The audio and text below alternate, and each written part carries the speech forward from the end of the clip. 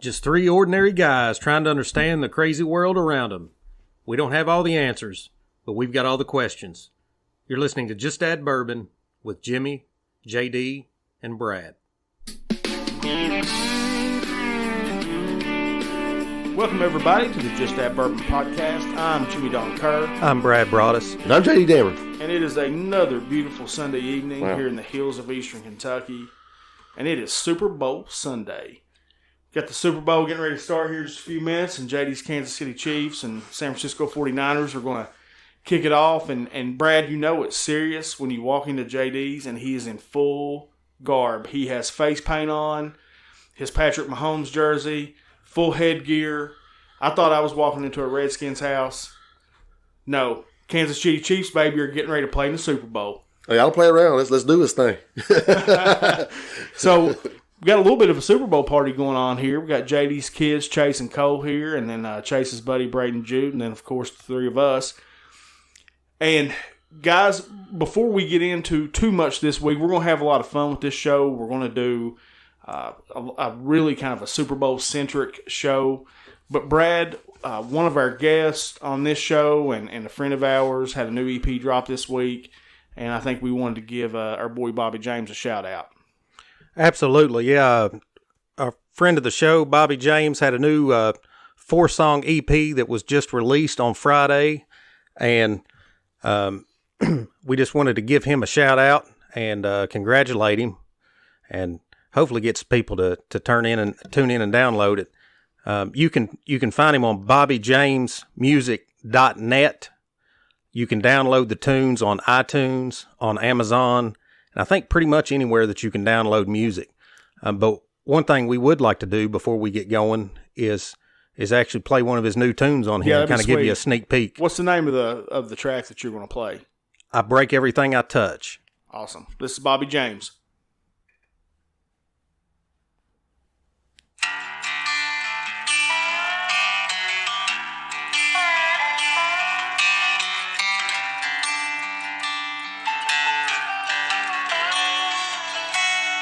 It's just a telephone, like any other one.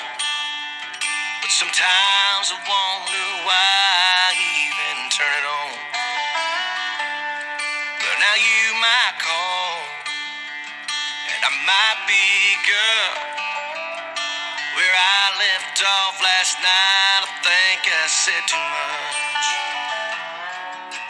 Well, I'm not the kind of guy you wanna hang around,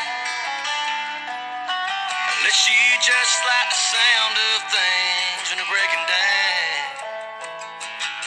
'Cause I've had more of me I can't stand. Yeah, I always find a way to let things get out of hand. It might be picture perfect, but I just gotta paint it black. And I tried my hand at a love, girl, I just ain't good at that. 'Cause I never know when enough is enough. I break everything I touch.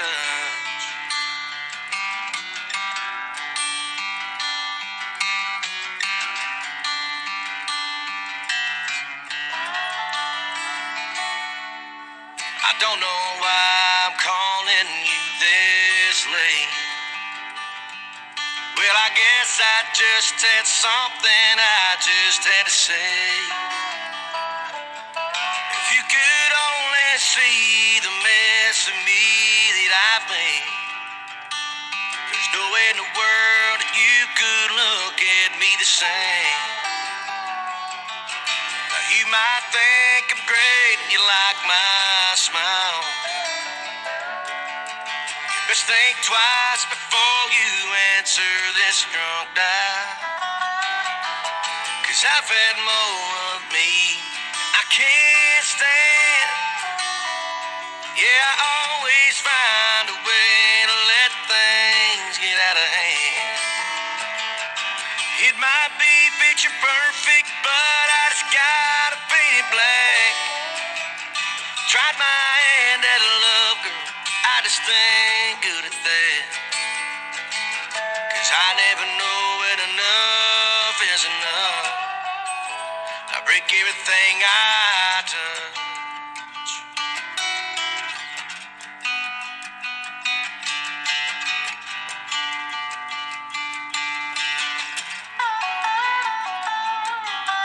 I've had more me than I can stand. Yeah, I always find a way to let things get out of hand. Well, it might be picture perfect, but I just gotta paint it black. I tried my hand at a love, girl, I just ain't good at that. 'Cause I never know when enough is enough.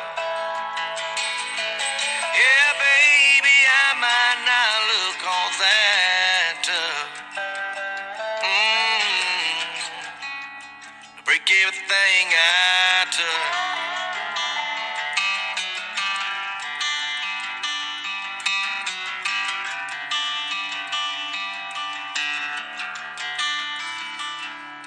It's just a telephone, like any other one.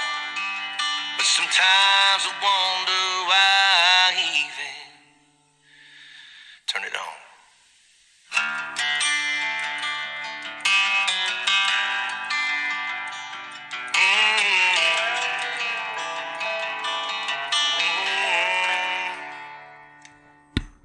You know, we had Bobby James here on the podcast, and you know, it didn't take me long with me and Bobby to really connect and have a good time. We hung out, and Bobby's an awesome dude. I don't know why he hangs out with Brad, but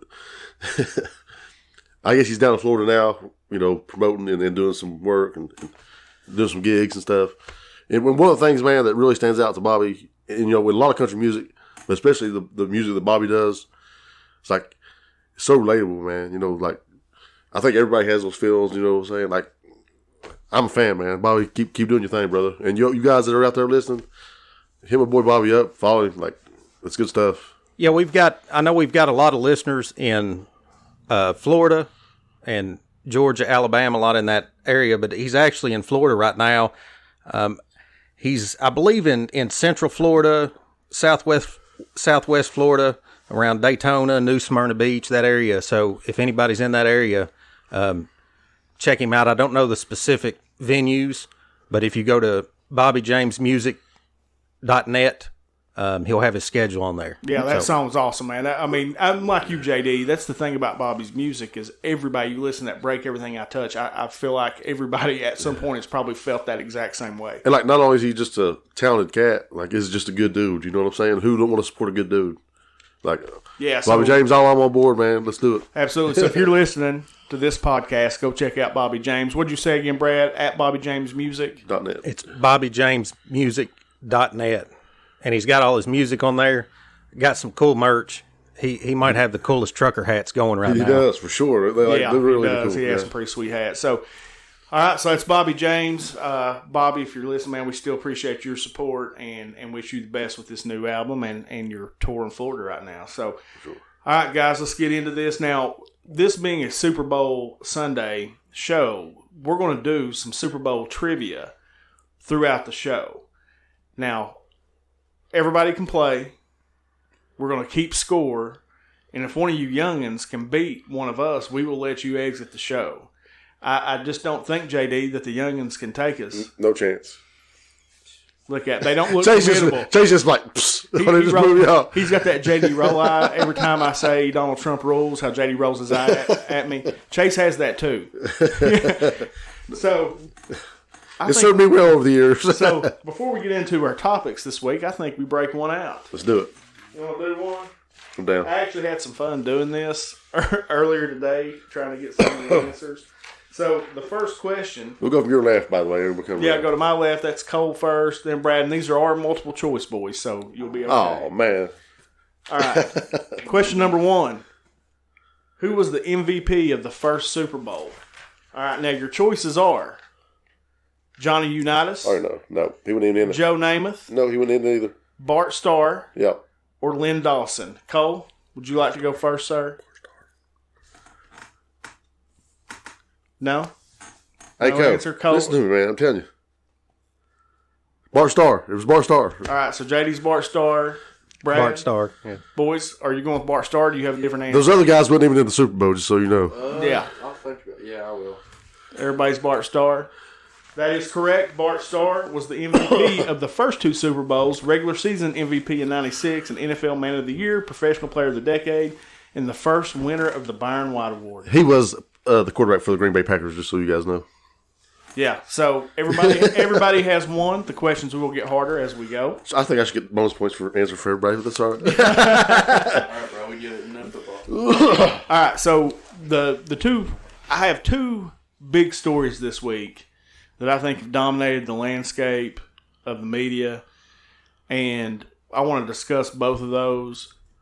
The first one is, of course, the impeachment. And I think JD had the idea, instead of a debate, this thing seems like it's coming to an end here. They voted, I guess it was Thursday or Friday, to not hear more witnesses. So that kind of leads everybody to believe that Trump's going to be acquitted by the Senate. Probably Wednesday, I think, is the day that's set. So we thought we would take this chance to just, for each of us, to kind of give our take on the impeachment trial and then what's coming forward. Sure. JD, let's let you start. I thought I got to go last, man. You can go last. I don't care. That's fine. Brad, won't you lead us off?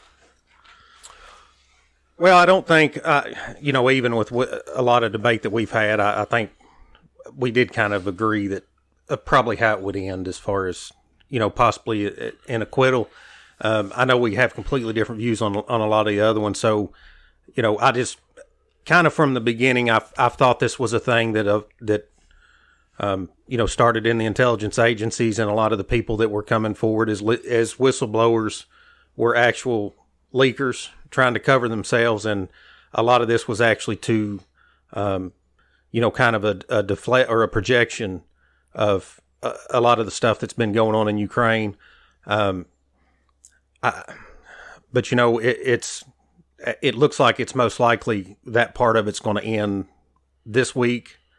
As far as the actual current impeachment part, I don't have a lot of faith that it's not just going to keep going. That new things are not going to pop up, or there's going to be because a lot of the people, the Maxine Waters and a lot of the people that have been talking about impeachment from Inauguration Day. So I don't know what's next. I do feel like, maybe I'm completely wrong, but I do feel like long term that we're going to see that there was a lot of corruption with these whistleblowers as being leakers. But really, I mean, that's about all I got for now. I know for me, as the process, and JD and I have debated this a lot on here, and as the process went on, I guess I want to say I'm glad it's over. I'm glad we're finally to the end of this thing, because I definitely have impeachment burnout. But I think that they're going to just keep going. I mean, I even saw some people last night talking like, well, he's going to get impeached again. And that kind of wears me out a bit. But as the process itself went on, I have come to believe that Trump probably did exactly what they said he did. I don't think that's an impeachable offense. At the end of the day, I don't think it rises to impeachable offense. I think that if you're going to have an impeachment, that it cannot be partisan. It has to be both sides coming together, something so clear to impeach the President of the United States. And I think that if the House had done a better job with their investigation, because it seemed like they tried to go into the Senate and bully the Senate into witnesses and different things, when really that's not what the Senate's supposed to do. The House does the investigation, the Senate takes their information and has a trial. And I didn't feel like, I think the House tried to push it through too quick. They kind of had that Christmas deadline set. And I think that had they used all the branches of the government and their subpoena power and some different things, that maybe they could have had a stronger case. And I think that's ultimately what hurt them in the Senate. That's my opinion, but I don't think that it's absolutely over. I think, as Brad said, they've been trying to impeach him since inauguration. I don't think that necessarily stops. As I thought about what I was going to say, I just want to make sure that I was articulate enough to say I'm not happy with the job the Democrats did. I thought they were sloppy. I thought Schiff reading a transcript that wasn't a transcript was a bonehead move. I think Maxine Waters and those people, those characters, are dangerous to our republic, and getting the due process and being open-minded and being clear what we did. But again, I agree with Jimmy Don. I think what Trump did, what he was accused of doing, he absolutely did do. Does that rise to an impeachable offense, a high crimes, or a misdemeanor or bribery? I don't know. I have to pass that off to people who are experts in that field, the constitutional lawyers, and the constitutional lawyers that I've seen said that they were. I'm disappointed with the job the House did in not showing patience and going through the judicial system and finding out about this executive power and having John Bolton or Mick Mulvaney or those guys testify. I'm also very disappointed in the Senate of not getting to the bottom of the issues. But like both of you, I am so impeachment burnout. Please give me something else. And I'll say this. If we have Democrats that are already saying we're going to impeach him again, I could take it two ways. One is, why are you stupid? Stop talking like that, because it's making you look bad, and it's making your cause look bad. If he even if he does something illegal, if Trump does something else illegal, it makes you look bad because you've already come out and said that. So, and I also feel like it's very possible that Trump has already done something else illegal, because I feel like he does just. Even though he's a smart guy, I don't think he really understands how government, especially his first couple of years, he didn't understand how government worked all the way. So, that's just my feeling about it. I'm disappointed with both parties. I feel like both parties put their parties in front of the people, and I'm ready to move on past this thing, man. Let's just go. No, I agree. So let's talk about the second biggest story coming across this country, and that is the Netflix documentary, Cheer. Now, that's exactly what I thought when you said that. Yeah, right. So, my daughters, everybody knows, I have two daughters, and they wanted to watch this Netflix documentary, Cheer. Blames it on his daughters. Yeah. I see you wink at bad when you said that. Hold on. I haven't finished. Let me finish. So, when I first sat down with my daughters to watch this show, it was because I thought, crap, all right, I'm going to have to watch this, and this is going to suck. Well... As it went on, JD, I would come home from work and say, hey, we're going to watch that documentary, Cheer. Have you guys ever watched Last Chance U on Netflix? Anybody ever watched that? No. Chase has, right. So basically, Last Chance U is about these JUCO colleges, and there are guys that play for Kentucky that came from this school that they talk about. Zadarius Smith. Terry Wilson came from, right? Yeah, Terry Wilson came from one of them, and then Zadarius Smith actually came from the one that they highlighted on the show, who's killing it in the NFL right now. So... it's the same people that made Last Chance U, and it's a JUCO college in Texas called Navarro, I think, and it's about them going to this Daytona competition every year. And when I started watching, I'm serious, I was like, God, I cannot believe I'm going to have to watch this. And as I got into it, dude, I was coming home, I was like, let's watch this. I mean... I have to say this, and I really, and I apologize to every cheerleader that I've ever said this to, or if I put this out there in the universe that cheerleading is not a sport. Oh, no. Listen, what these kids go through is unbelievable, the punishment that their bodies take, and they are wicked athletic. I mean, wicked athletic. So, I really feel the need to make a confession in front of all these witnesses here tonight. I don't know if you guys ever watched Dance Moms. That's what I was about to bring up. But I used to love me some Dance Moms. Dude, look, I know all about Dance Moms. I'm a dance dad extraordinaire. What's Abby Lee Miller? Yeah. Hey, she was ferocious, bro. And I don't know what cheer, like, if they focus on the moms or the cheerleaders. No, it's strictly about, like, the coach and about these athletes, man. And there's some parts of it that are a little annoying to watch. But the other thing that I learned is apparently we live in the Golden Triangle for cheerleading. These kids are in Navarro, Texas, all right? Some little town in Texas. Right. And every kid on that squad had on a Kentucky shirt, a Louisville shirt, Morehead State. One of them's dream school was to go to U of L to cheer. Like, apparently, we are it. Like, Kentucky's won. They didn't win it this year. It was the first time in like 18 years they hadn't won the national championship in cheerleading. I don't know if you guys even know this, but do you guys know Jason Kirk? Yeah. So Jason was a senior when I was a junior. We was in school together, and we was never close friends. But he is actually the national cheerleading coach for the USA cheerleading team. And he lives in Louisville. And he won like 2 or 3 national championships at the Morehead State. Like, so yeah, I knew that Kentucky was a hot seat for cheerleading. But I didn't know that people were outside of, like, you know how it is, man. When you're local, it's always like, no big deal. So to hear that people in Texas were talking about the cheerleading in Kentucky. Well, that's the cool. most popular, I guess, there's this girl, Gabrielle, I think her name was, something like that. But she's kind of like the cheerleader. Mm-hmm. And like she's a big influencer, got like 1 million followers on Instagram, things like that. She does all the ads for this cheerleading. She would fly to Kentucky every weekend to train with the Kentucky cheerleading squad. Right.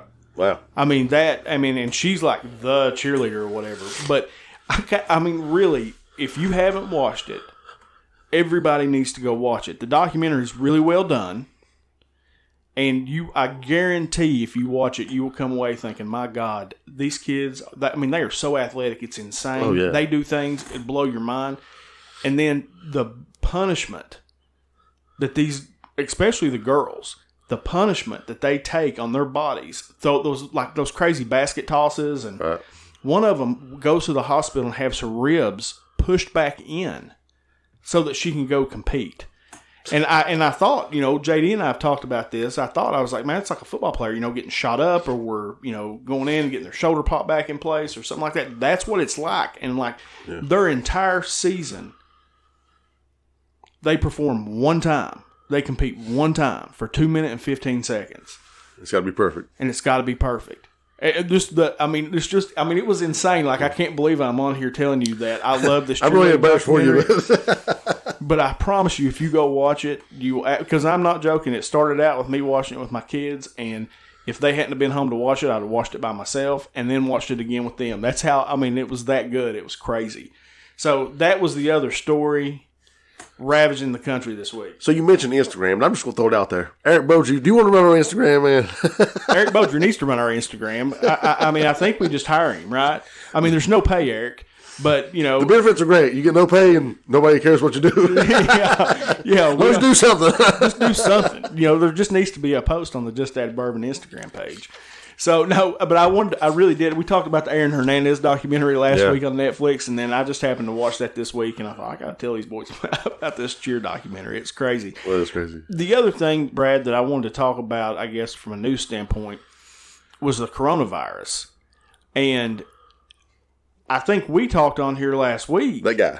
Yeah, I think you said that there's a possibility this was a man-made thing and it was released on purpose. And I don't want to put words in your mouth. It leaked. They might have leaked. Yeah, that they might have leaked it out. And all of a sudden I start seeing these articles come out where, they were after this guy, like a Chinese scientist that was apparently, was he working with the U.S.? I don't know. It was crazy. Explain it, Brad. A professor, I think. That particular, there was the one from Canada that was going to Wuhan. Am I pronouncing that right? You know what I'm talking about. Wuhan. H-A-N. So we're going to call it Wuhan. That's what I call it. So, you had that going on in Canada where that guy was going back and forth. But then just this week it came out. I guess it was one of the head scientists at was it Harvard? JD, do you remember? Harvard, the head scientist at Harvard. Also a similar sounding situation. So again, who knows how long it'll take to get this stuff out. It could be, who knows. But it just sounded to me like because of the proximity of where the first cases were, being close to this lab, and you've got all this stuff, if you follow the Department of Justice website, you'll see there's been a lot of people as far as with Chinese spies and those types of things that have been getting arrested or indicted here in the last specifically 12 to 18 months. and just kind of putting the pieces together. That's the way that it looks. But who knows, what we're going to find out in the next couple of days. But I do think that this should be kind of a wake-up call for people to understand how quick, even if this just goes away in a couple of days, how quick these bioweapons, how dangerous that is. If somebody comes into the country, we think about people smuggling things into the country as far as drugs, human smuggling, those types of things. But if you have something like that virus that gets in that has one of those rates where you're talking about everybody contaminates 2, 3, 4 people, you're talking about a huge percentage of the population in a very short amount of time. Yeah, if you take somebody like that who's highly contaminated or highly, likely to give this virus away or whatever, you put them in Houston, or you put them in LA, or you put them in New York City.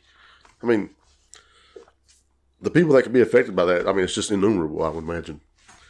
And it's crazy that that's happening in 2020 that we have to worry about this. Did you all see too? And again, it's one of those things that I saw, and then I was like, that can't be true, But it was like there was some story that Bill Gates had the cure. Like there was this whole big elaborate plan. Like Bill Gates had the cure, and they was going to share it with the pharmaceutical industry, and they were going to come out. And did you guys see anything like even remotely close to that? No, I might have dreamed that. I might have made that up. But I'm just kidding. Those shrooms, man, are crazy. I don't know. I read that somewhere, and then I did. It was one of those things I saw it, and I was like, that can't be true. And then kind of scrolled by. Did you see anything like that, Brad? No, I didn't see that. Jimmy's on the wheeze on Brad, man. There is a lot with Bill and Melinda Gates, a lot with vaccines and those types of things. I hadn't heard that particular story. Yeah. But, and there's a lot of things out there. I saw something today, and it was talking about the amount of money that had went into China to try to combat this. So a lot of people were taking the angle that, okay, well, this is a way to move money where obviously China, because of sanctions and a lot of things, are struggling. And I think one of the things that we're seeing worldwide that makes this so confusing is, you've got uprisings all over the world right now. So a lot of people tie the government of every country. I guess what I'm saying is whether, like, if people want to believe in a deep state, for instance, well, you have those things all over the world.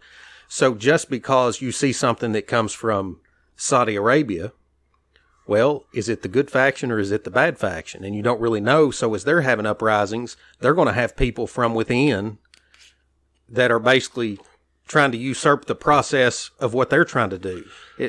Am I making any sense? Yeah. It makes a lot of sense. I'm not sure that you're not more on point with the pill where he was talking about. With them getting these people addicted to this pill that they've come up. Well, I can't remember the initials right now, but and I still think that is a very, very logical way to get people to take this pill that wouldn't take it. You know what I'm saying? And what better way than this mass chaos created by a virus? And here, I've got the antidote, but you're going to want it again tomorrow. Right? That's crazy. And we have talked probably privately, but we've always said, I know Brad and I anyway have said that, because I read that same story about all this money that's been sent there, and they're like, well, why don't you have what you need, and why don't you have, because I guess it's been like millions upon millions of dollars that's been sent there. And we've always said that a lot of these politicians, I feel like, funnel money, because it had something to do with the Red Cross too. I think that whole thing, it was funneling through the Red Cross, and that's a way that they send taxpayer dollars someplace and then are able to funnel it back to themselves. It's almost like money laundering. So let me say this before we go any further about where you donate your money to. Because a lot of organizations or nonprofit for CEOs make a very, very good living on your money that you donate to this company. So I like to donate to people who are really donating money and putting it back into the public trust that you've donated to. Go ahead, Brad. And that's something I don't have any numbers with me. But there was a lot of these nonprofit organizations, and there was a report that I saw probably 4 or 5 years ago, and it was breaking down how much their CEO made, and then how much of the money went to this. It was like $1 every $5 that you donated goes to the cause. But people will just sign up because if you think that it's a good cause. And the other thing that's scary, and I'm sure a lot of these organizations are great, but some of these big organizations like the Red Cross and others are some of the few organizations in the world that can pretty much cross borders with very little oversight, right? No resistance, right. So even if the company itself is great, if it is infiltrated by some of these people, you talk about the whether it's a spy from another country or whatever, you could see that there could be some great damage and some corruption to come along with that. One of the things that I learned, and this is crazy that I got this lesson from this, but I don't know if you guys ever watched the movie Blood Diamond with Leonardo. Oh, yeah. Yeah, I remember that. And one of these organizations, like they would go and ransack these villages and pillage these villages and grab the young kids and turn them into warriors.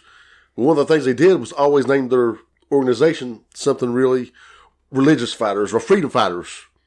You think, oh my God, what a good cause. These guys are freedom fighters. But you don't understand what they do in the name of freedom fighters. And I think it's the same thing with these nonprofit organizations. They come up with these great names, but their dealings and their business side of things just doesn't live up to the ethics that we would want it to live up to. And I know that conversation took a total detour from where it was going, but no, but I think that's one of the most important things that you're seeing. I think that's where the conversation probably needs to go, is when you have something like this, and the reports we've been seeing, or that I've been reading anyway. I don't know how much of it's true, but that's what I've been reading anyway. So, another trivia question. bring it. All right, Cole, you're going first this time. Cole, you don't want to play? Well, you just say A, B, or C, bro. That's all you got to do. Yeah, that's all you got to do. It's all good. All right. Question number 2. What Dallas Cowboy had his helmet stolen at the 1994 Super Bowl? All right. Your choices are Michael Irvin, Emmitt Smith, Larry Brown, or Troy Aikman. JD has to go last because he knows more about this than any of us, so he has to go last. Cole, would you like to garner a guess? Would you like me to read those names again? Michael Irvin, Emmitt Smith, Larry Brown, and Troy Aikman. Emmitt Smith. All right, Brad? Emmitt Smith. Emmitt Smith. Emmitt Smith. It was Emmitt Smith. What? Emmitt Smith's stolen Super Bowl helmet was returned to him several weeks after Super Bowl 38. Or was that 28? I don't know. Anyway, not very good with my Roman numerals. Following an anonymous phone call to Valley Ranch, the caller was granted assurance that no questions would be asked. So interesting. So let's do another one real quick, and then we're gonna have some fun. We're gonna get into some Super Bowl talk and have a good time. Here goes the kickoff, by the way. Oh, kickoff. Bring that thing See out, what the man. Chiefs are gonna do. Let's go. He's bringing it out. Come on, Nico. Oh! Oh. Nope. All right. Down to what? Is that about the 30? 25, 30? All right. Question number 3. What was the first wild card team to win a Super Bowl? Steelers. Oh. Raiders, Redskins, Bears, or Jets? Ooh. Raiders. All right, so we got a Raiders. Brad? Read the options off one more time. Raiders, Redskins, Bears, or Jets? Redskins. Bears. You say Redskins. Raiders, Redskins, Bears, or Jets? It wasn't the Jets. I don't think it would be the Raiders. It wouldn't be the Jets.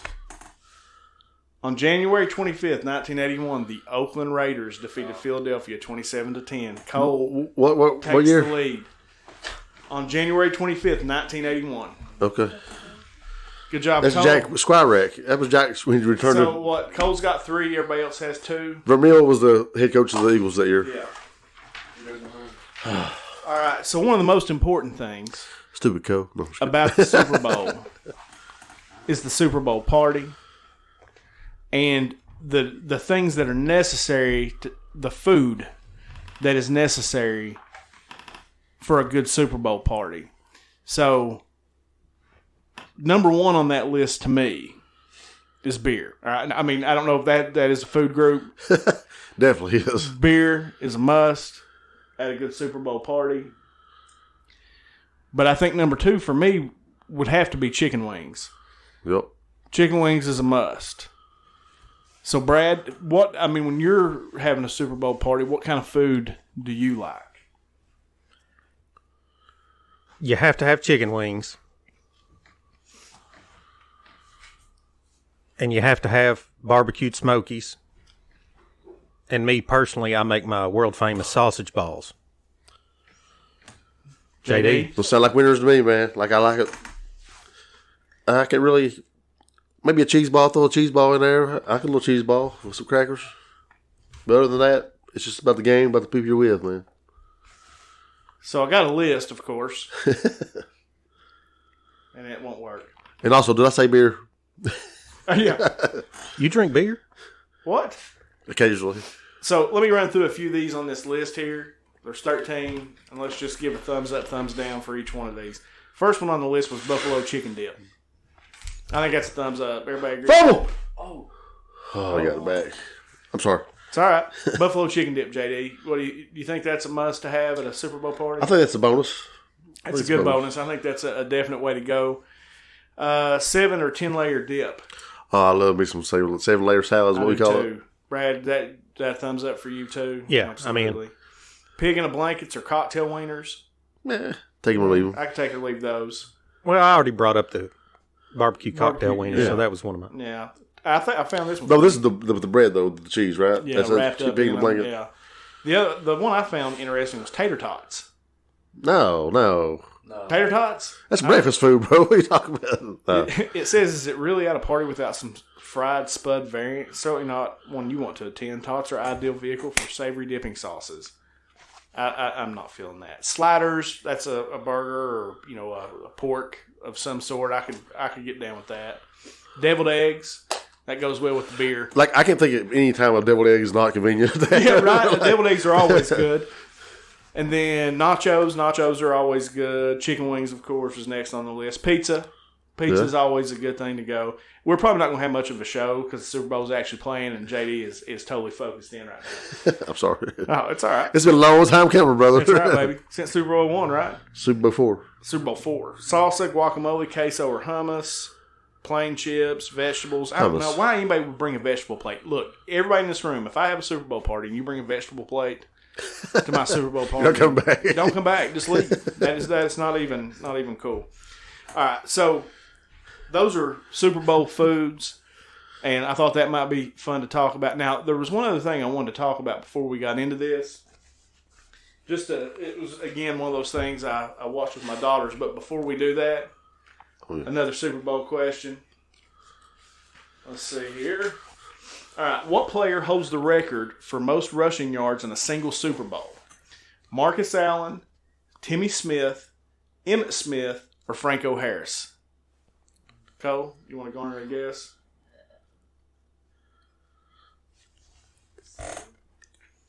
C is Emmitt Smith. Franco. Okay. I'm just kidding. Timmy Smith. No. And I'd like to lock that in. All right. I don't know. Emmitt Smith? Emmitt Smith. Franco. Timmy Smith played for the Redskins. He had the longest rushing yards, most rushing yards in the game one time. Second quarter, the Redskins went crazy, but it's Emmitt Smith. According to this, in Super Bowl 22, rookie running back Timmy Smith rushed for a still Super Bowl record 240 yards, leading the Redskins to victory and breaking the previous mark of 191 yards set by Marcus Allen. So that gives Cole 3, Brad 3, 2. Right? Am I right? Yeah. Okay. Go ahead, give us another. Right now. All right, let's go do another. All right. What player holds the record for most career fumbles in a Super Bowl? Oh, I know this one.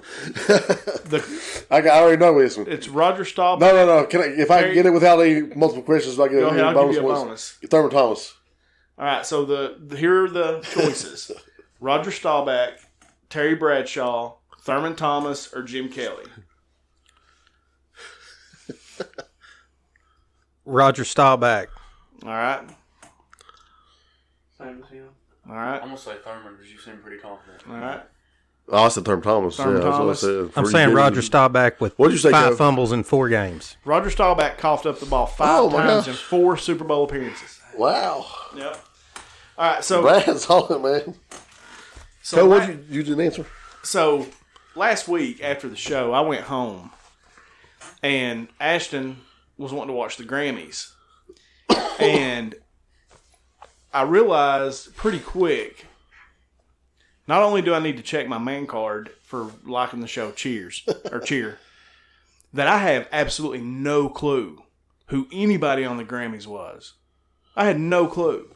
So I thought it'd be interesting to see if you guys knew who some of these people were. Now, Ashton knew who they all were. She knew who everybody was.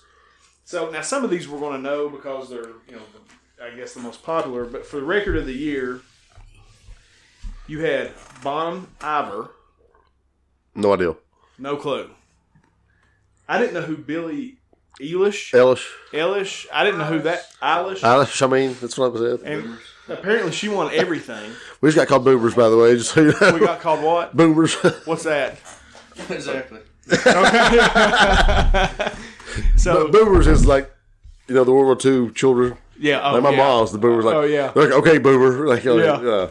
So So, whatever, Chase. and apparently Billie Eilish won everything. So, and then Ariana Grande, I actually do know who that is. H.E.R. Her singing a song called Hard Place. I don't know what that one. I didn't have a clue who that was. Khalid? Yeah. DJ, no. Pretty big. Yeah, he's big. Khalid? Brad? No clue. Not a clue. Nothing. Not an idea. Well, I mean, I'm Ariana Grande is the only name that I've So far ever heard of that you've said. Can I just say though, like, I was watching the Grammys too, like on my own, like, because I'm cool like that, But Camila Cabello sung a song, like I was up here bawling by myself, like she sang a song about her dad, like I was like tore up about it, and then Tanya Tucker come out and sung a song too. I don't know who that is either. Who? Camila Cabello. Yeah. I don't know who that is. You don't know who Tanya Tucker is? I know who Tanya Tucker is. Havana, That's more na na na. That song she sings. that song she sang. I do know Yeah. that song. All right. But So she sung a song about her dad too, man. It was pretty heart wrenching. Like I was tore up. then there was Little Nas X and Billy Ray Cyrus. I knew that one because that was that Old Town Road. Old Town God. Road, yeah. I wouldn't necessarily know if you told me Little Nas X who that was. But you put him with Billy but Ray. put it with Billy Ray, I kind of knew who it was. So, JD, were you sitting here crying? Was that at the same time? Were you synced with Jimmy Don while he was watching Cheer? Well, we were FaceTiming actually. So both of us may need to check our man cards, check them in. And then Lizzo, I do know who Lizzo is. And I watched this movie the other night called Hustler, and it had J-Lo, and Lizzo goes full nude in that. What is it now? It's called Hustler. Was it Hustler? Why would Lizzo go nude for? Yeah. I'll have to watch that. But it's a true story. It's about these strippers in New York City who started running this scam. They were drugging these Wall Street guys and then taking their credit cards and basically charging them $50,000 a night on their corporate cards. It was crazy. But it had a bunch of those people like J-Lo, Lizzo, but Lizzo was one of the strippers and she went full on nude in that. It was, yeah. And then I have heard of Post Malone and then Sway Lee. Sway Lee. Yeah. I think it's Bruce's grandson. I ain't sure. Then you had again. There's Bon Iver again, and Lana Del Rey. Oh no! Is that the Macarena? What? Don't they say the Macarena? Hey, Macarena. Hey, all right. What? I don't know. The name of this song is Norman effing Rockwell. Never mind. It's probably not the same people. Brad and I are both over here like. And then Ariana Grande, Billie Eilish again. De La Soul Boys, I think, sing Macarena. I'm stupid. Never mind. Anybody heard of Vampire Weekend? No? Apparently they're big. Something fun. We're pretty old, is what you're saying. Yeah, dude. Well, I mean, I think I've proven my point. I don't think we need to go any further with that. Really, I was sitting there. Now, I consider myself a music person, okay? Now, again, showing my age, Aerosmith and Run DMC came out and played Walk This Way, and that was awesome. That was. But, really, I was sitting there, and I was like, my God, I thought I was a music guy, and I knew nothing. But look, I know that Jimmy Don likes lightning crashes, and that's all I need to know about Jimmy Don. That's right. Lightning crashes. Yes. So I'm down with it. Whatever, man. That's right, JD and I. I don't care nothing about little sweet tea. I don't care. All right, next question. We'll all know this. I think this is a pretty easy one. I'm not sure if the youngins in the room will know it, so we'll let them answer first. Okay. All right. What performer had a now infamous costume malfunction during the halftime show of Super Bowl 38? Your choices are. I mean, I don't even think we should have to even give No choices on this one, man. So, gentlemen, do we know? I mean, I'll give the choices, Cole. Do the choices. Jennifer Lopez, Yeah. Madonna, Janet Jackson, or Britney Spears? Was it Madonna? Britney Spears. All right, and you go Madonna. Madonna. Yeah, it was definitely Janet Jackson. It was Janet Jackson. I don't know. I don't really With a little help from Justin Timberlake. Little JT. JT. Little JT got in there. Yep. Pulled that thing right off there. And that really brought the term wardrobe malfunction Yes. Yes.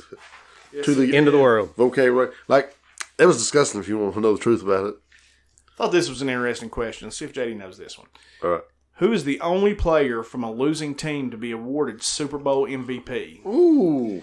All right, so Probably that just happened the last couple of years. So your choices are Randy White, Von Miller, Chuck Howley, and Tom Brady. He said Chuck Howley. Charles Haley. It really says Chuck Howley. Really? Chuck. Repeat I'm those going to say again. Von Miller. I don't think has Von Miller lost a Super Bowl. Yeah, losing team to be awarded Super Bowl MVP. What were the names again? All right, Randy White, Von Miller, Chuck Howley, and Tom Brady. I'm gonna say Von Miller because I know. No, man, but Randy White played for the Bengals back when they was playing the San Francisco Niners. I go Randy White. Randy White. I go Randy White. Randy White, boys. I'm saying Von Miller. Randy White. All right, the answer is Dallas Cowboys linebacker Chuck Howley What? was named the MVP of Super Bowl V despite Oh, losing okay. to the Baltimore Colts. All right, here's another good one. What QB led the biggest comeback in Super Bowl history? Tom Brady. Tom Brady. Yeah. All right. What was it? 20? Yeah, Tom Brady, 28-3 in the third quarter. Yep, Gets the Falcons. that's right. Biggest upset ever. All right. Who is the only starting quarterback to win a Super Bowl with two different teams? This is pretty easy, too. Tom Brady, Brett Favre, John Elway, or Peyton Manning? Peyton Manning.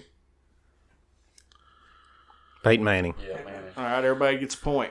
I got to quit answering who first. Manning is. Yeah. Let's see. How much were the most expensive tickets to Super Bowl I? $48, $24, $96, or $12? Cole? 96. All right, $96 for Cole. $24. 24. 12. I go 48. The answer is 12. Tickets for the very first Super Bowl topped out at $12, and the game still didn't sell out. I know that.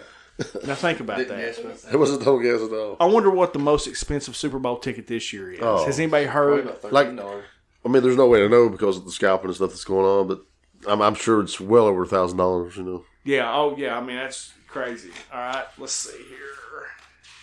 Oh, look! On TV. The average ticket price right now. Oh, yeah. So the Average ticket price is $2,500, man, right And now. at Super Bowl IV, it was $15. Don't think your TV ain't listening to you, people.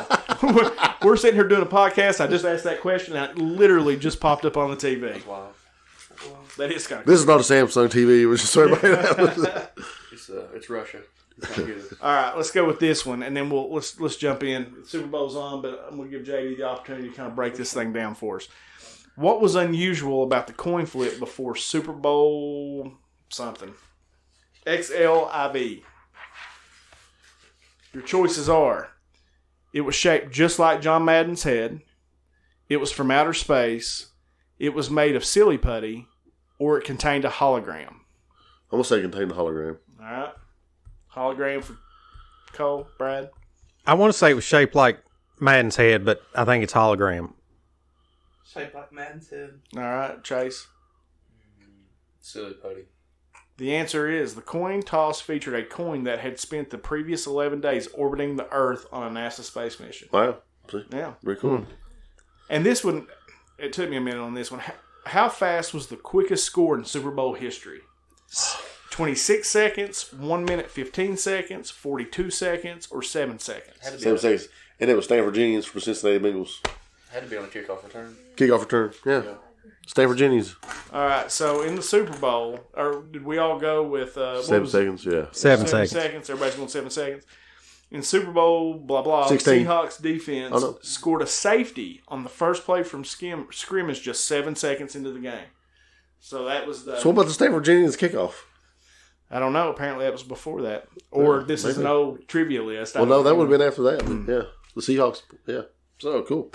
Learned something. But I thought it was be Stanford Jennings. You remember what I'm talking about, Brad? When he played for the Bengals, he returned the kickoff against the Niners? So, JD, let's talk about this Super Bowl. It's on right now. The score's 3-0. San Fran's up. I'm assuming a field goal got kicked. Yeah. I haven't been paying attention.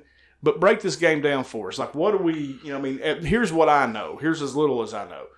You basically have the most prolific offense with one of the most prolific quarterbacks against maybe one of the best defenses in the league.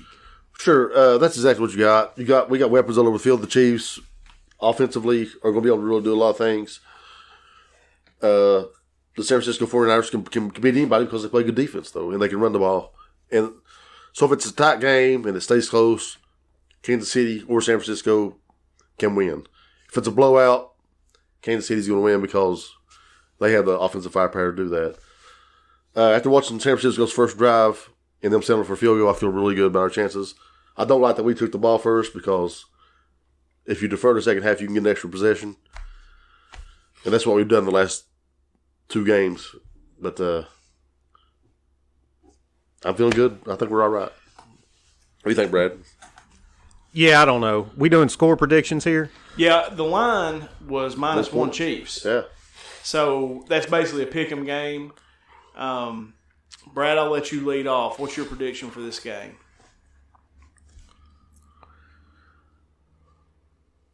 24-21, San Francisco. I know you just didn't cut JD like that.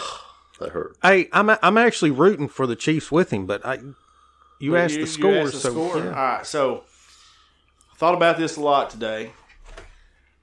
I think it's going to be 28-17 Chiefs. I cannot go against JD. I'm going to pick the Chiefs. They haven't been there since Super Bowl IV, and it would make my partner on this podcast very, very happy if the Chiefs win. And that dude, is that Kelsey? He's a bad man, dude. He is a bad man. So I'm going Chiefs. JD? Yeah, I think at the end of the day, we just got too much firepower. I don't think they can match up with us the whole game long. They're going to be running. They're going to get tired. Our running game seems like it's already starting to establish itself. And if we can do that, they can't stop us. So yeah. I'm going 35-24 Kansas City. Nice. Guys, anything else we want to talk about? JD, you went and did. JD sent me and Brad a text earlier in the week, and I wanted JD to talk a little bit about this because. Here we go, baby. That's that running game. What's that? Oh, to the 30. Nice. That's 23 yards, 24. We all love each other, of course, on the show. We've talked about that many times. But, doing a show like this, it takes a lot of nerve to get out and actually put your opinions out and for people to hear. But JD does some things that I don't know that I could ever do. And one of those is, of course, the stand-up comedy that he does. But 2, he sent Brad and I a short story the other night that he had written that was really good. And he was going somewhere to kind of do a reading of that. And JD, I'm going to ask you how that went before the show. It was cool. I really enjoyed doing it. It was a cool experience. I'm used to doing the stand-up comedy, write my own set out, come up with some jokes, make people laugh. I felt like this was a totally different thing. And one of the rules was it had to be a real story. You had to be the center character. And so I wrote the story about me, leaving my home in West Virginia when I was 11 years old and come to, settle down here in Inez or Beauty, Kentucky, Martin County. And it was just cool, man. It's a cool experience to get up there, share your story, and to share and to hear other people's story. It was cool, man. We went to a place called the Cellar Door in Huntington, West Virginia.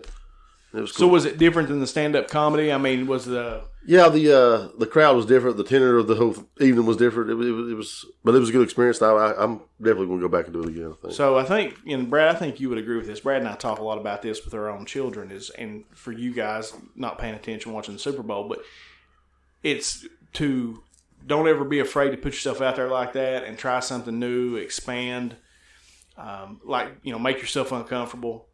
Doing this for me was really uncomfortable, and now you would have to chain me up to keep me from coming here on Sundays and doing this. Right. And my kids have made fun of me, but if you want to do something, man, just go out there and try it. Don't be afraid of it. And so JD, kudos, man, because the story was good. I mean, what you sent us was good. I probably read it about 10 times. Really? Yeah. Cool. And I wanted to, kind of give you some feedback, but I didn't really have any good feedback to give you. I thought, man, this is good. And I thought the detail, adding more detail to it would have been good. But I thought it was cool. And kudos to you, man, for going out there and doing that. I actually let my brothers read it. Of course, they had the same experience as me, but they had a different perspective because they was at where they was at their life, and I was at where I was at in my life. And I sent it to my older brother, and he was like, "You know what, man? That's perfect. Like that's exactly." And I asked my younger brother, I said, "Do I need to add or take away anything?" He goes, "No, that's good." But my older brother was really adamant about how spot on things were, and it was cool, man. It was cool to get that feedback, and the people that were holding the event were really pleased with the story as well. So cool, man. That's awesome. All right, fellas, we got anything else? None of us are really paying attention. We're all wanting to watch this Super Bowl, so I think we'll wrap this one up. Of course, you can check us out on iTunes, on Podbean, Spotify, YouTube. JD's running the Facebook. Jimmy's not running Brad's Instagram. running Twitter. Eric Beaudry will soon be running Instagram, and there might be some content on there. But as we always end the show, from myself, from JD, from Brad, no matter how bad your week's been, no matter how bad your day's going, if you just add bourbon, it always gets a little bit better. See you guys next week. Go Chiefs.